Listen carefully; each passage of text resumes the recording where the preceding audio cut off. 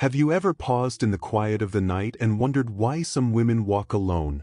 Truly alone? No romantic partner, no loud declarations of longing, no visible effort to find the one. Not because the world has left them behind. Not because they have lost hope. But because they've finally learned to walk beside themselves. In a society that worships togetherness, these women are seen as enigmas, puzzles to be solved, stories to be rewritten until they fit the script. But the real story is far from the surface. It is not about rejection or heartbreak. It's not about giving up. It's about arriving at a place where the greatest applause is silence, where peace isn't measured by company, but by the quality of your own presence. The woman who lives alone, truly alone, is often misunderstood. People search for secret wounds to explain her solitude. They ask, is she too picky? Is she afraid? Did she get hurt one too many times? But these are questions born from fear, not hers, but the world's fear of a woman who doesn't need to be completed. When a woman makes the choice to step away from the noise, from the constant pull to be seen, chosen, validated, she enters a different realm. This isn't loneliness. It's a deep encounter with herself, with all the echoes and shadows she once tried to escape.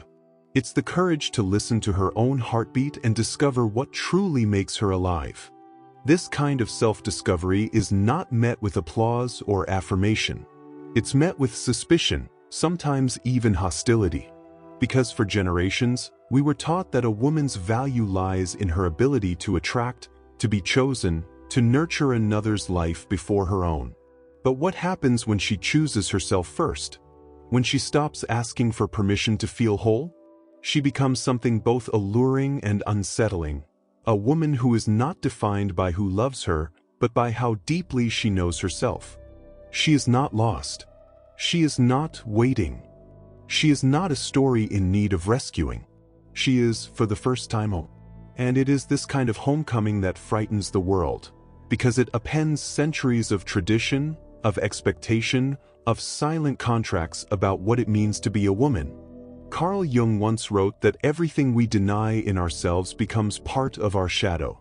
For many women, solitude is the shadow, unspoken, unwanted, feared. But the woman who lives alone has not run from her shadow. She has turned toward it. She's asked it questions. She's learned its language. She knows what it means to sit in her own stillness and call it sanctuary. People don't see the journey. They see only the result, a woman walking alone, unhurried, unafraid. They don't see the years spent pouring herself into others, the seasons of giving without receiving, of losing herself in the warmth of people who never learned how to keep her close. They don't see the nights she spent wrestling with old ghosts, childhood wounds, unspoken fears, the ache of being too much or not enough. What they see now is not coldness, but clarity. Not arrogance, but acceptance. The woman who lives alone has burned through illusions.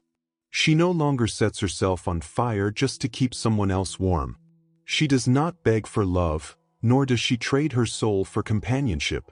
Instead, she has chosen something far more difficult, the courage to be her own companion, the patience to listen to her own longings. There is a quiet revolution in her solitude. In a world that urges speed, urgency, and the chase for someone to fix our emptiness, she has found her freedom in the pause. She's learned that true love cannot be begged for, nor can it be manufactured out of fear of being alone. The love she wants is rare. It does not diminish. It does not demand she shrink to fit someone else's comfort zone. And so, she waits, not out of pride or bitterness, but out of a deep loyalty to herself. She knows that until she finds the kind of love that amplifies her soul instead of caging it, she is better off alone. That is not resignation, it's self-respect. It's maturity. And it's a kind of power the world is only just beginning to understand. But the world pushes back. It tries to remind her of what's missing.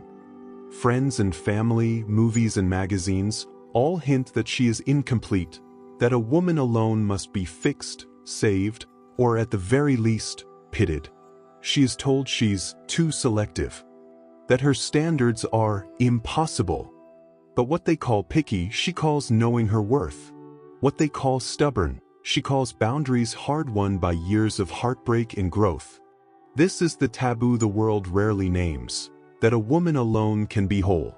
That she can wake up each morning and answer only to herself, move through the world on her own terms, and sleep at night in peace. This flies in the face of everything many were taught. It terrifies those who profit from insecurity, who need women to question their own enoughness. Jung wrote that everything we don't face in ourselves, we project onto others. So society projects its fear of emptiness onto women who choose solitude. It calls them cold, distant, arrogant. It invents stories to explain their independence. But what these stories miss is the depth of healing it takes to become whole in your own company. The years of tending to scars, the hard work of self-forgiveness, the willingness to confront the ugliest parts of yourself again and again, until the pain transforms into wisdom. She didn't choose solitude because she was hurt and never recovered. She chose it because she did recover. Because she learned that loving someone else is not worth losing yourself. She stopped accepting what was offered if it made her smaller, stopped begging for crumbs when she knew she could bake her own bread. She knows chaos. She's felt the exhaustion of giving and giving, only to find herself empty. But one day, she woke up. And that awakening was not one thunderous moment. It was 1,000 small revelations, each one teaching her something about her own capacity for love and her limits for self-betrayal. What you see now isn't hardness. It's emotional maturity. And maturity is intimidating because it asks for depth and truth, not the superficial promise of forever, but the daily commitment to show up with presence. She no longer chases potential. She honors reality. She has no time for charm that isn't backed by honesty. Maybe that's why she seems unreachable to so many. She's not playing games, not performing for attention. She simply refuses to be saved. She wants to be seen, fully, without pretense or masks. And that is a demand many people cannot meet, so they retreat, label her difficult, and move on. But the woman who lives alone is not here to be easy. She is here to be whole. And in that wholeness, she awakens two extremes in people: admiration from those also seeking wholeness, and fear from those who still believe love is something you must earn by giving yourself away. She no longer wants to complete anyone or be completed. She wants to stand beside someone who is already whole, so they can overflow together, not fill in each other's gaps with desperation. This is not hiding. It is self-protection. There is a vast difference between isolating yourself from life and choosing to preserve the best of who you are. But the world distrusts a woman who draws her own lines. It preaches happily ever after, but only in pairs. It can't see the wisdom in standing alone. It turns solitude into shame. Jung said that where convention rules, there's little room for authenticity. And this woman is done with convention. She has chosen essence. She hears the advice, "You're too picky. You should be more open. Nobody's perfect." She smiles. Not a defensive, brittle smile, but the calm, knowing smile of someone who spent years accepting less and finally realized she deserves more. She is not seeking perfection, just maturity. Someone who can love without destroying. Someone who has done the inner work she herself has faced. And she knows that's not something you find around every corner. The discomfort she causes isn't in her words, but in what she represents. A living example that happiness and fulfillment do not depend on anyone else. This is the hidden revolution. Her mere existence tears the mask off the old stories. It threatens those who rely on women's insecurity, those who expect women to shrink themselves. But she isn't fighting anyone. She's simply living, and her authenticity is a silent mirror to everyone still wearing their own chains. She moves at her own pace. There's no hurry, no race to the altar, no desperation for the next chapter. She stirs a quiet fury in a world addicted to instant gratification. She wants depth while the world offers distractions. She seeks real connection while the world rewards empty gestures. Her no is not a test. Her boundaries are not walls. They are invitations to meet her at her level. When she chooses to stay home instead of settling for hollow company, it's not arrogance. It's clarity. And clarity, born of pain and surrender, is her quiet revolution. She lives to be, not to please. What unsettles people most is not her solitude, but the peace she's found within it.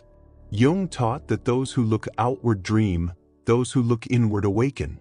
And she has done that hard, internal work, stripping off old masks, facing the ghosts of neediness, and rebuilding herself piece by piece. She no longer defines herself through the eyes of others. She has become the author of her own story. How many times have you wondered, is being alone failure or freedom? She knows the answer now. It is freedom, hard-won and non-negotiable. She remembers the days of self-doubt, the nights she wondered if she was too much, the times she tried to squeeze herself into spaces too small for her soul. But one day she chose herself, her whole self, and made a promise never to accept less. Her path is winding, not perfect. There are moments of doubt, waves of nostalgia, nights filled with silence. But with every step, her strength grows. She learned that love doesn't confine or manipulate, it liberates. And until that love arrives, she keeps growing not out of pride, but out of loyalty to her own soul. She is the living embodiment of Jung's individuation. She faced her shadow, descended into her own depths, and came back whole. Now she refuses to be half of anything ever again. She isn't looking to be completed. She wants a companion who has also done the work, so together, they can build something true. That's intimidating because it asks for responsibility. Most people still love out of need, out of fear. She's walked alone long enough to know every no she gives is an act of self-respect. She doesn't beg for love, and her certainty transforms everything around her. A woman who has rediscovered herself is dangerous, not because of what she owns, but because of her clarity. The one who lives alone now is not the same woman who once begged to be seen. Something broke inside her, and it was that break that set her free. Jung said, "The tree that grows to heaven must have roots that reach down to hell." She lived that. She descended into her own history, faced inherited pain, broke generational cycles, and learned that she is not here to save anyone. When she stopped accepting less, the world tried to tell her she was wrong. But she stood her ground, first with uncertainty, then with awareness, and finally with invulnerability. She's learned to nourish herself with silence, to find warmth in her own company. She is not unreachable, she just refuses to let herself be invaded. There's a world of difference between opening your heart and letting yourself be destroyed. Her transformation is archetypal. It is as if she's tapped into a memory older than herself, a knowing that women were never born to serve, but to express. Not to be shaped, but to overflow. She has awakened the wild, intuitive, emotionally sovereign woman inside. Alone but never lost. No matter what the world tries to call her, cold, distant, too much, nothing sticks. Because she no longer lives to fit in, but to expand. She radiates presence. She chooses rather than waits to be chosen. That reversal confuses those who still believe they can control the feminine. But she has already crossed the threshold. The real relationship, she knows, only begins when you've loved yourself enough to not need anyone. There is something sacred in the way she moves now. Her confidence is quiet, her energy shifts a room. Jung said, "Everything we face within becomes our destiny." In choosing herself, again and again, she is now the author of a destiny few can understand, but many secretly envy. She doesn't chase or beg. She doesn't try to convince anyone to love her. She simply exists in her fullness, and lets the world adjust. She longs for love. She wants to be chosen, held, seen, but only where there is space to be whole. Only in a bond that lets both people grow without shrinking their dreams or silencing their pain. If that seems too much for some, so be it. She would rather wait than survive on crumbs. We are witnessing the rise of a new archetype, a woman who refuses to be measured by desire, who demands respect, who chooses solitude not because she's given up on love, but because she knows real love never asks for self-denial. Her presence speaks before her words. She is not mystical. She is energy, grounded by the wars she's fought inside herself, at peace with her fears. She doesn't need to eliminate her darkness to be whole. She knows that love, real love, can hold both shadow and light, laughter and tears, silence and storm. Too whole to settle for halves. Too free to accept prisons disguised as care. Too sensitive for shallow bonds, and strong enough to keep choosing herself, even when it hurts, even when it's lonely, even when she's misunderstood. This is the path of the awakened soul, sacrificing instant validation for a deeper truth. Deep down, the world fears women like her. Women who don't need. Women who refuse to bow. Because they challenge old patterns, break silent emotional contracts, and inspire others just by living. She walks, sometimes with tears in her eyes, sometimes with her head high, but always with her feet on solid ground. She knows now she is not alone. She is with herself. And that is enough. The love that comes after this will not be her salvation. It will be a celebration. Not to fill her up, but to overflow. The world will try to convince her she's missing out, but she knows the truth. Being alone is not a punishment, but a vow to her own soul. And when that realization blooms, everything changes. Desire becomes discernment. Lack becomes choice. Waiting becomes a path. What once hurt, now teaches. What once bound, now sets free. Maybe you're listening and recognizing something in yourself. Maybe you've always felt a little out of place, a little too much or not enough. Maybe you're just now learning that the old molds no longer fit. If so, know that you are not alone. The woman who lives alone is more than just a symbol. She is proof that it's possible to rebuild, to heal, and to love again without losing yourself. She doesn't walk ahead of anyone or behind. She carves her own path. And along the way, she lights a torch for others to see their own strength. If this story touched something inside you, share it with another soul who needs to remember their own power. Because in a world still afraid of women who choose themselves, your story is not just yours. It's a revolution.